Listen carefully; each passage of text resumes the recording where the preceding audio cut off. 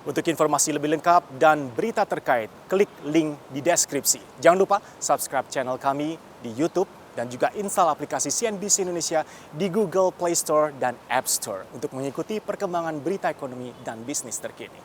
Saya sih melihat, Mas, hal yang kita capai beberapa tahun terakhir ini, kita tumbuh, pertumbuhan ekonomi kita tumbuh dan demam kita tinggi, Mas. Kejadian. Ya. Kalau dari sisi stabilitas, walaupun kita resesi, saya bisa katakan bahwa sekarang Indonesia sudah sembuh demamnya.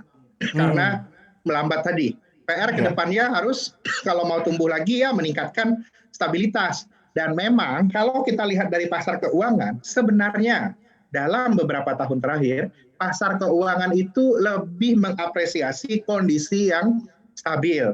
Bisa kita lihat, sekalipun kejadian benar-benar resesi, sekalipun pertumbuhan ekonomi kita negatif 5%, kemudian negatif 3%, karena kestabilan pasar keuangan terjaga, yield bond bisa turun, rupiah bisa kembali menguat, dan juga bisa kita lihat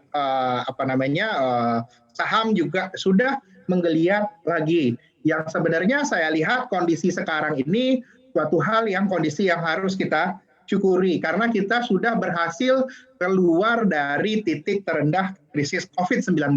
PR-nya ke depan adalah bagaimana kita bisa recovery. Jadinya more or less saya lihat kondisi sekarang ini adalah kondisi yang baik, Mas. Kita berhasil melewati hal terburuk dalam beberapa bulan terakhir. Indonesia sudah sembuh, Indonesia sudah bangun dan kita patut ucapkan alhamdulillah untuk ini. Tapi nanti kalau kita berbicara mengenai perbaikan fundamental ekonomi di 2021, mana kira-kira yang harus segera diprioritaskan dan main drivernya di mana bisa kita ekspektasikan untuk bisa memboost ini recovery dan juga fundamental ekonomi Indonesia semakin membaik di tahun depan? Kalau tahun depan itu saya lihat adalah kondisi Indonesia itu yang paling cepat recovery-nya itu adalah investasi, Mas. Consumption recovery-nya itu akan terlihat lebih pelan dan gradual. Itu yang saya lihat. Investasi ini akan didukung oleh banyak hal. Satu, pemerintah spending infrastrukturnya sudah meningkat lagi tahun depan. Kedua, tren pemotongan suku bunga dari Bank Indonesia dan bull market yang tercipta di pasar saham itu akan meningkatkan appetite bagi perusahaan-perusahaan untuk meminjam, meningkatkan loan growth, menerbitkan corporate bond karena bunganya sudah rendah, dan karena harga saham sudah tinggi, IPO, right issue, dan corporate action kita lihat akan marak di pasar.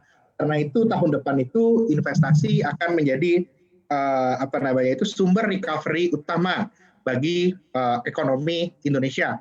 Karena itu yang saya lihat sekarang ini dan juga setelah pasca Omnibus Law yang diekspektasikan akan meningkatkan investasi di Indonesia, kita mulai 2021 sudah mulai bisa melihat Indonesia sebagai Indonesia yang baru, yang ekonominya akan lebih banyak didorong oleh investasi dibandingkan konsumsi, dan harapannya kita bisa tumbuh cepat tanpa terkendala lagi neraca berjalan yang defisit, Mas. Itu yang sama-sama kita tunggu di tahun depan.